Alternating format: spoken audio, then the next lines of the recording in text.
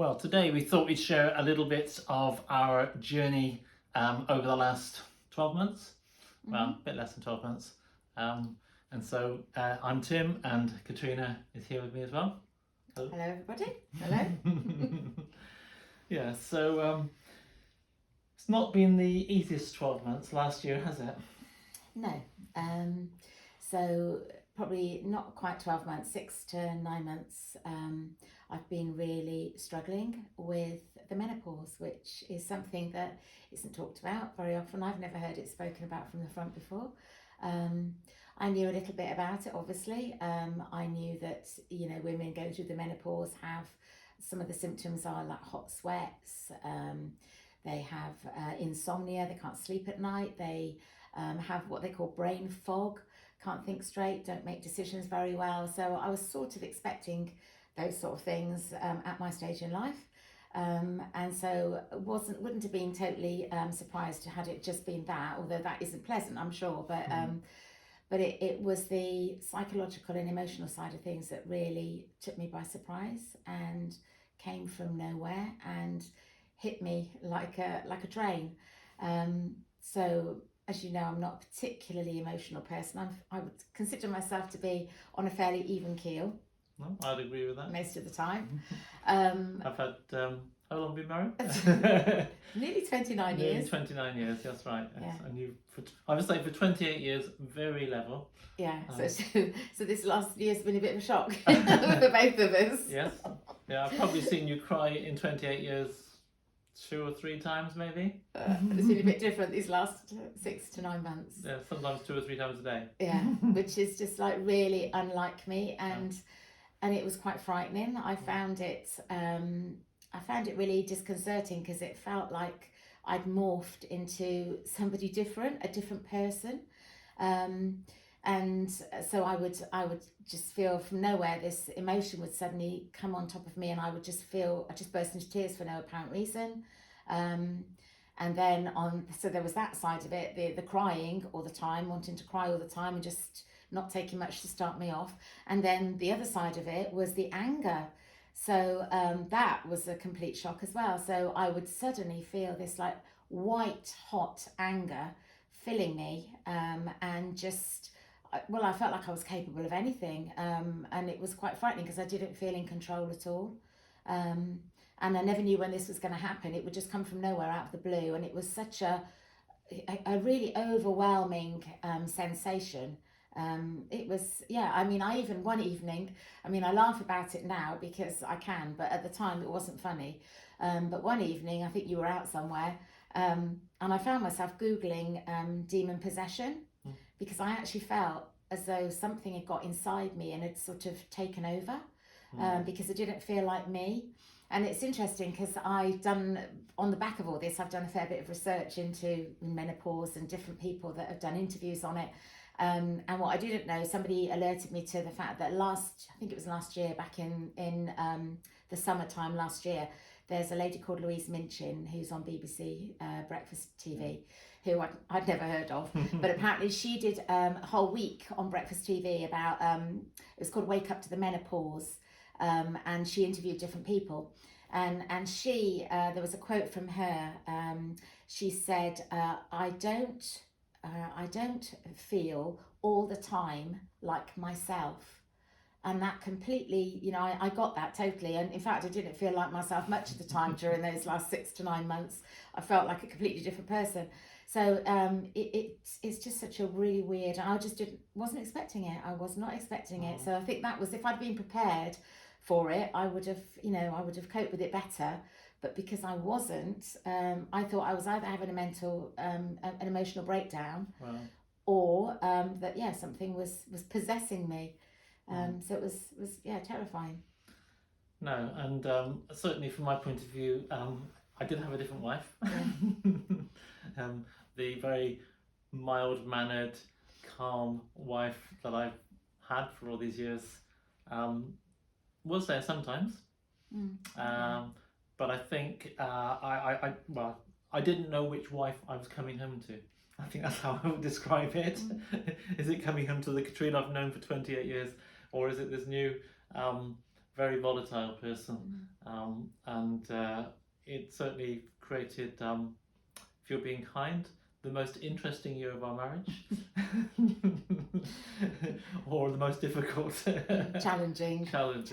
Yeah. And you're right, and I didn't know either, because whilst in my head, when I'm trying to be rational, thinking about things and how I was behaving, I just couldn't seem to control it, even though in my head it was sort of like watching somebody else, standing on the outside watching this other person behave in this way that was so alien to me, and yet I felt completely powerless to do anything about it. And and it was I've spoken to somebody, a friend, about the menopause, and she said to me that it feels like there's a bleakness, and I think that is a really good word to describe it at times.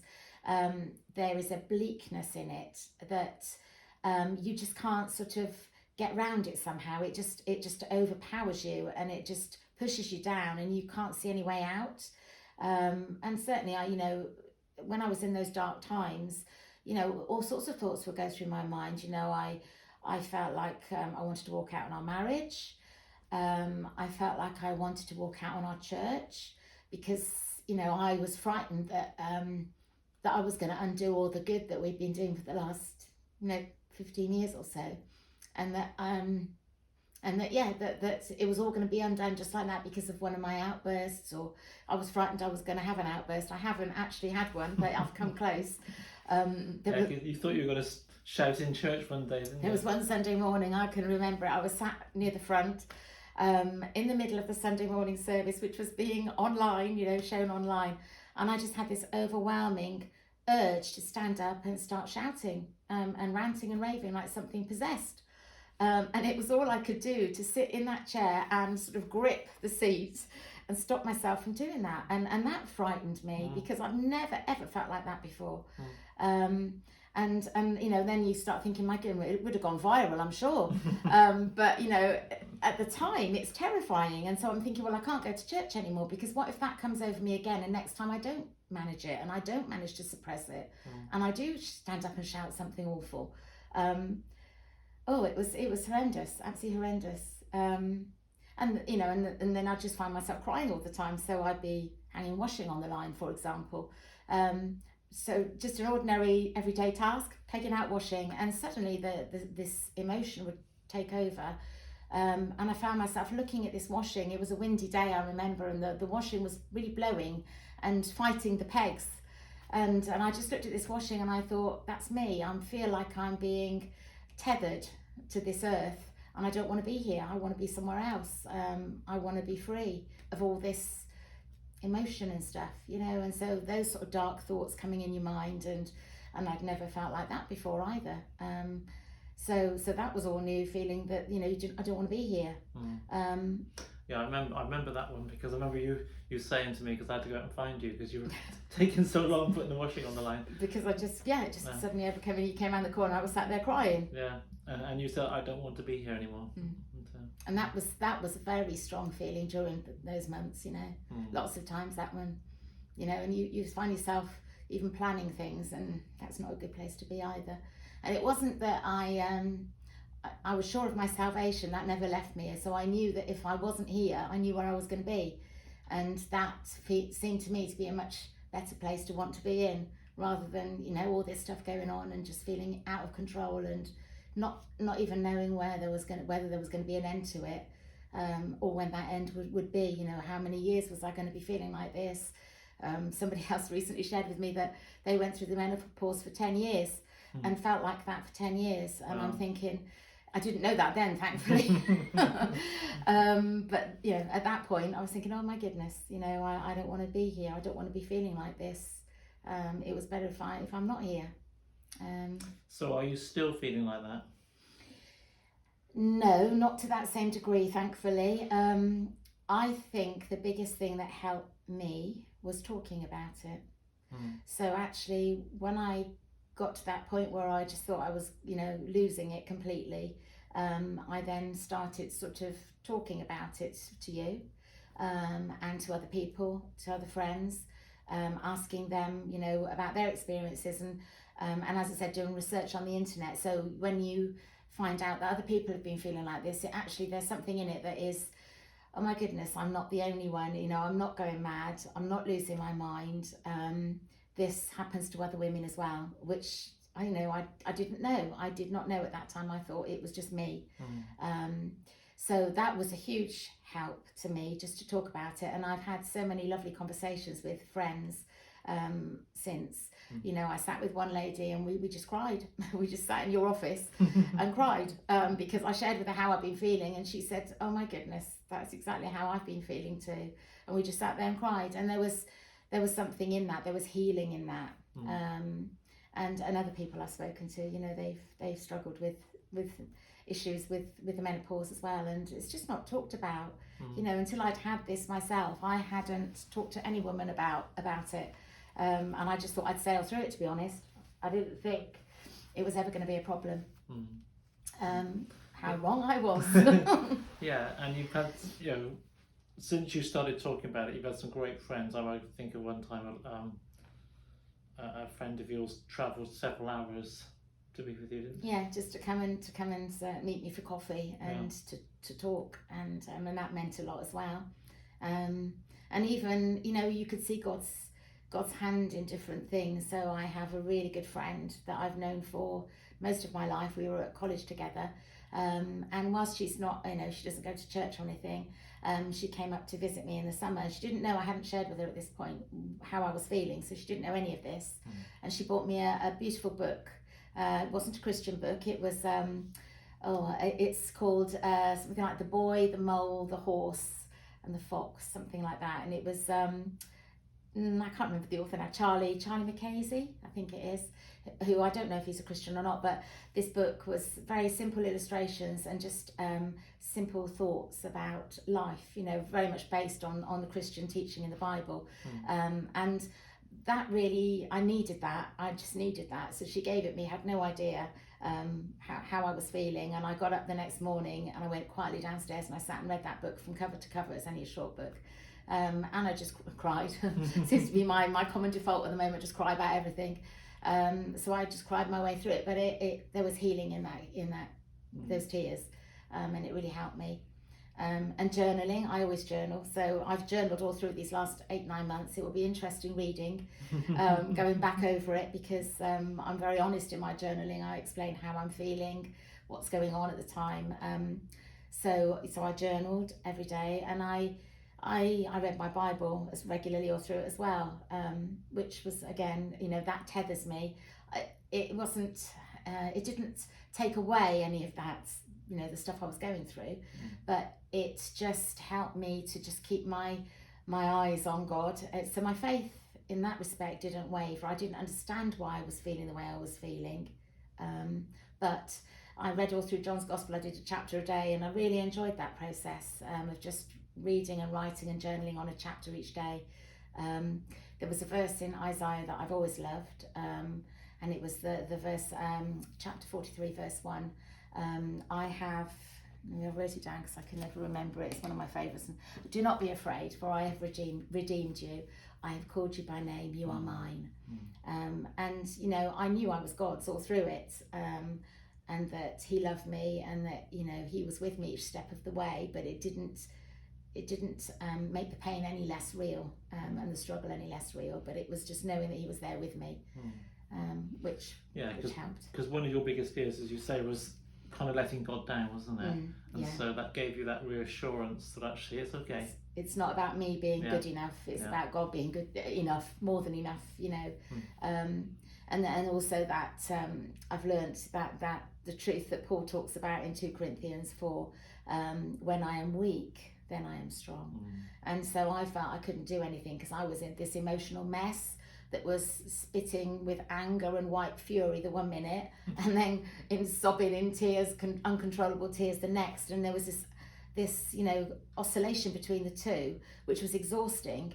And I just felt in all of that, how can I serve God? How can I be the Christian woman He wants me to be? How can I be giving out to other people when I'm feeling so rubbish? And I'm frightened I'm going to say the wrong thing. I'm going to tell somebody to just snap out of it, or instead of being sympathetic and the things I know He would want me to be.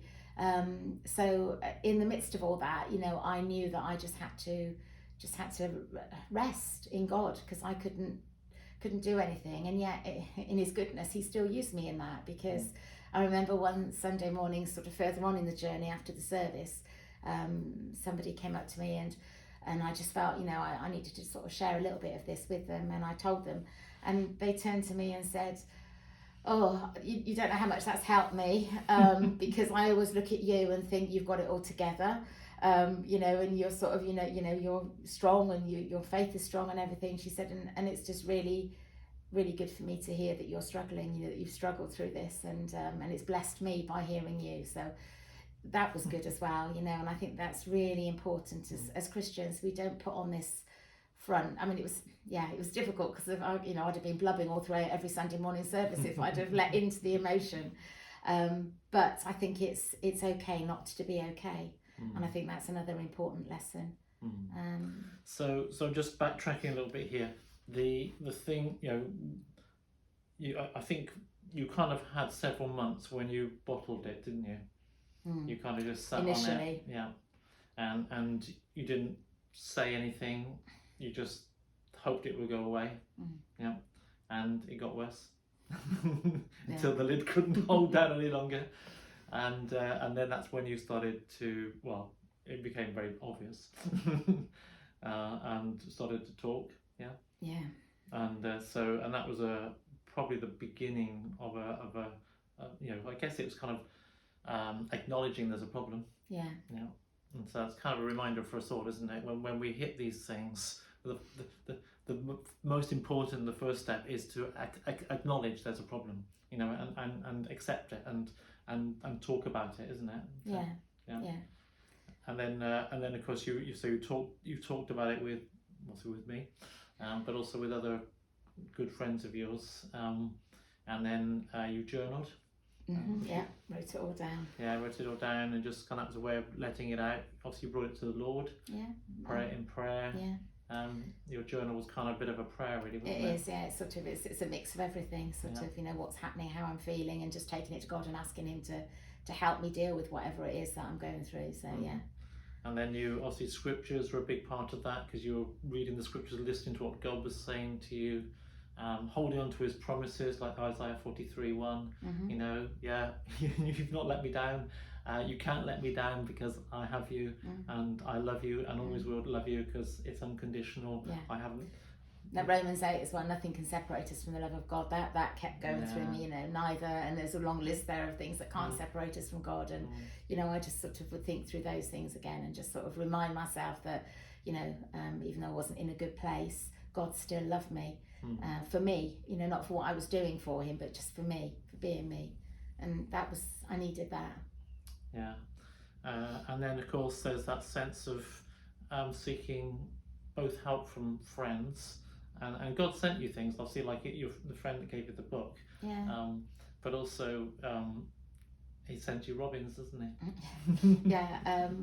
Many of you know I just love robins. They've always been, I think, God's gift to me. It happened years and years ago, and I know some of you will know the story.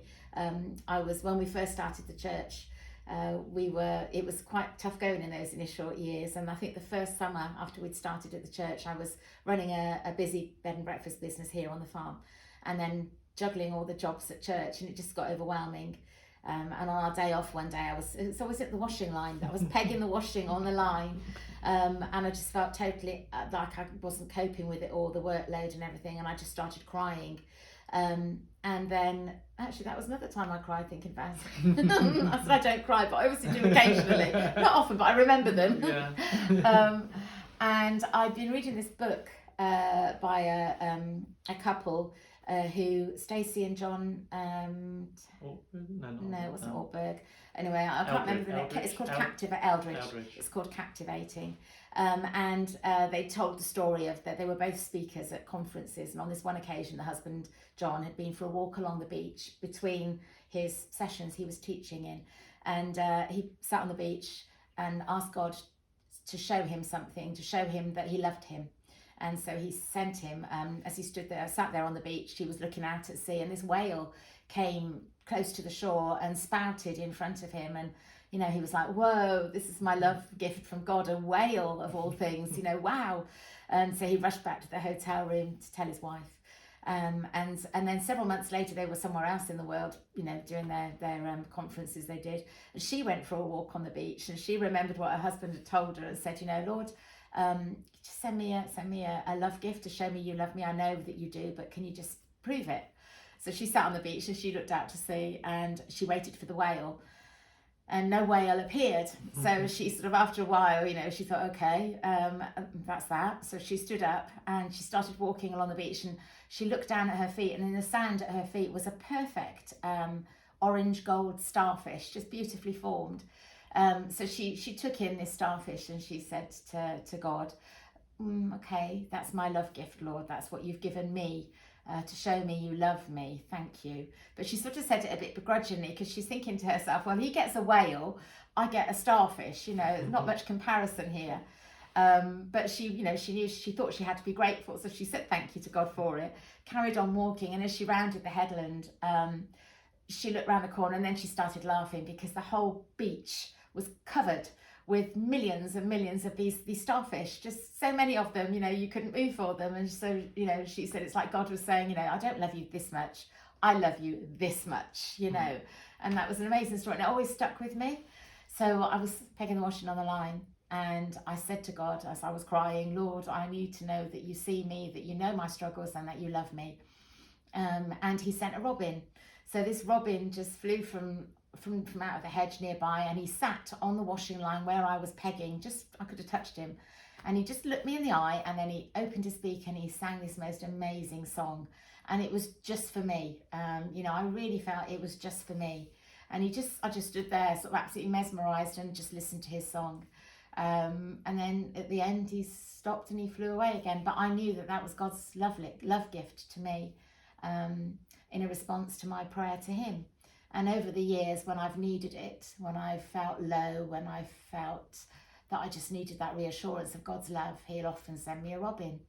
So I remember one day we went up for a walk, didn't we, to the golf club near here, and two of them came and sat behind me on the thing and started singing, both of them singing at the same time. And that was really special. Yeah, these reminders of God's love, isn't it, which is beautiful. And that's what God does, isn't it, which is incredible. So these are the things which you've done, which God's given you, and you've had the wisdom to do, to sustain you, and obviously you sought medical help as well. I spoke to my sister, and she'd been she's 5 years younger than me, but she'd been going through something similar, and so she suggested I go and see a doctor, and I did. So now I'm on HRT, so that hopefully, it's early days yet, but that hopefully will try and level out those emotional ups and downs, so it's not quite so much of a roller coaster. I've certainly felt a little bit more level, let's just say. I mean, I still have my wobbles, as you know, but it hasn't been as horrendous as in those early months when the wobbles were massive and constant. It felt like one after the other after the other. These seem a little bit more measured and a little bit more manageable. But just knowing that that's normal is also a big help, because you know, I'm not going mad, which is what I thought I was going mad. Yeah. So what advice would you have for people who perhaps, like myself, husbands, spouses, trying to support someone going through these kind of struggles, or other good friends who can see they have friends who have been struggling, or are struggling, or will do in the future? What helps? I think try and encourage them to talk about it, because I think that it loses its power when you talk about things, you know, that you haven't been talking about before. I think in bringing them into the open and explaining those feelings, and even though it's totally, you know it's irrational, but you can't help the way you feel. And you know, it seems incredible to me that a hormone imbalance can have those sort of, you know, can have that sort of huge impact on someone, but that's what it is basically. So I think talk about it is number one, and I guess just be patient. You know, I think you couldn't have fixed me, you know. I don't think you couldn't have had the answers but just listening and being present. I think that's important, you know, really listening, so that I felt I could share and that you were taking on board how I was feeling, is important. Yeah, I think those are two good. Yeah, and I think from my point of view, I've been aware that I've had to lean into the relationship a bit more in the last year. You know, I guess the easiest thing to do is to kind of withdraw a little bit. That I just instinctively knew that actually you needed me to step up. Yeah. And I've had to just lean in, even though you weren't sure what response you were going to get. Yes. Which person's going to It's a bit brave. Which person's going to show up? But I just knew that you needed. Yeah, I would say so. If you'd have gone the other way, it would have made it even harder. If you'd just sort of like been more distant, then that would have probably just made it worse. Yeah. So I think the fact that you leaned in has helped, definitely, because it has helped me to feel valued, you know, and just, you know this is hopefully just for a season. It's not going to be forever, and that you care about me and you want me to get well and want me to be in a better place. So yeah, that's another good thing, to lean into it, be patient, be present, and just talk about it. Yeah, so it's been a year, hasn't it? It has been a year. I was thinking the other day, you know, the Queen said in one of her speeches, I don't know how many years ago, about annus horribilis. I thought, this year has been an annus horribilis. Nice to turn the calendar, 2022. Yeah, hopefully it'll get better. Yeah. So in terms of you know, what are there any positives in it? I mean, can you see some positives? There are, definitely. Yeah. So it's given me an empathy that I didn't have before. So I've never suffered with depression or just, you know, I don't think I've ever had sort of poor mental health or anything like that. But this has shown me what it's like to be completely out of control of your emotions, your feelings, your reactions to situations. So it's definitely made me more empathetic to people that, you know, that go through those things on a regular basis or have suffered with it for years. So I think I would be more understanding, definitely. I think just knowing that God can use you as well, that's a big lesson. Even when you're not in a good place, God can still use you, and that's a huge relief. Because, you know, you feel, it's all this wasted time where you could have been, you know, serving him and doing great things for God, but actually no, not necessarily. He still uses you even when you're not in a good place, through conversations with different people that I've had, that they say it's helped them, so that's been good. I want to write a book, so I've been journaling, as I said. I've been making lots of notes, I've been watching lots of video clips and stuff, and I'm hopefully going to include lots of other people's stories. Other women have said to me, I'll give you a chapter to write about, so I will be coming to you ladies to get your take on all of this, and so yes, so I think, you know, it needs to be put out there more. I think it needs to be spoken about more openly. It's not something that we need to be ashamed of. You know, when you think about it, 50% of the population will go through this at some point, and it will affect more than that, because it affects partners, husbands, other family members, work colleagues. You know, it has a huge impact. So if somebody's, you know, like me, who was just, you know, angry and on the verge of ranting and raving one minute, crying the next, you know, it's just, you need to know that this could happen. This could happen to you too. Not that it will, but it could. Yeah. So I think it needs to be sort of, people need to have a greater awareness of it. So it's not as scary, you know, doesn't have that same hold. So yeah, I think that's good as well. So actually there is some positives. Yeah, there are. Yeah, and you know, we often think, you know, God never waits a hurt, does he? You know, we all go through things, and they really, you know, at the time we think, oh Lord, why did this happen to me? And it's horrible. And we wouldn't wish it on our best or our worst friends, our worst enemies even. But God has a way of turning it around, doesn't he? And he enables these things. There's that scripture in Corinthians where he takes our pain and our weaknesses and our trials and our tribulations and actually then we can use them to encourage and bless others. And you've had a number of letters, emails, WhatsApp messages from people literally all over the country who've got to hear a little bit of your story, and thank you for sharing. Yeah, which is that's very humbling, very humbling as well, because yeah, it just is. It's just amazing, really. And I think that's why it's important that we need to be talking more about this, and not sort of being ashamed of it or thinking it's not appropriate to talk about in a public domain like a church, because it does affect people, and yeah, we need to feel that they can be open and talk and share, because it helps deal with it. Yeah, and it's kind of like your faith underpins it all, doesn't it? Yeah. I mean, that's what's got me through it, I'm sure, and kept me sane when I thought I was losing the plot. But yeah, I mean, God is faithful. He promises that He'll never leave us or forsake us, and that's in all the storms of life as well. He's the anchor. He's our rock. He can be depended on in all situations in life, and He's proved that to me, time and time again. And whilst I wouldn't want to go back through this, again, I've learned a lot from it, and hopefully some good will come from it. Yeah, no, well, thank you for sharing. I really appreciate that. It takes a bit of bravery and courage, maybe you're all going through some struggles at the moment, totally different, perhaps not the menopause, but maybe a health issue of a different dynamic, maybe a relational struggle, maybe something at work, maybe a family struggle, an emotional struggle of some degree or other. I hope that there's something for what Katrina shared. Remember that. Number one, talk about it, acknowledge it. You're struggling. Don't just bottle it up. That is the worst thing you can do. That just makes it worse. So talk about it. Start to talk to one or two trusted friends. It takes the power out of it. It's like an iceberg, isn't it? As the iceberg comes to the surface, the sunlight comes on it, starts to melt it away and takes the power out of it. And that's how it works with these things. And just bring it to the Lord. Get into scriptures, and make sure you do those regular readings of scriptures, because that just brings encouragement and strength and help.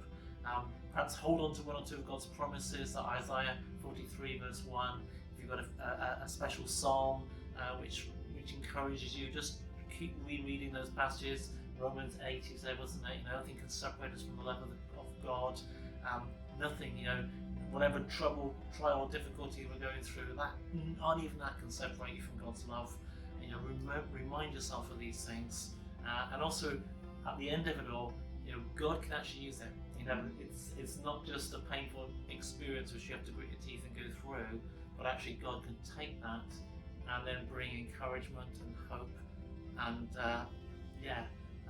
blessing to others in a way that you could never imagine. And we can see this happening already, can't we? As you say, it's humbling. That's what God specialises in doing. So God never wastes a moment. So I hope it encourages you.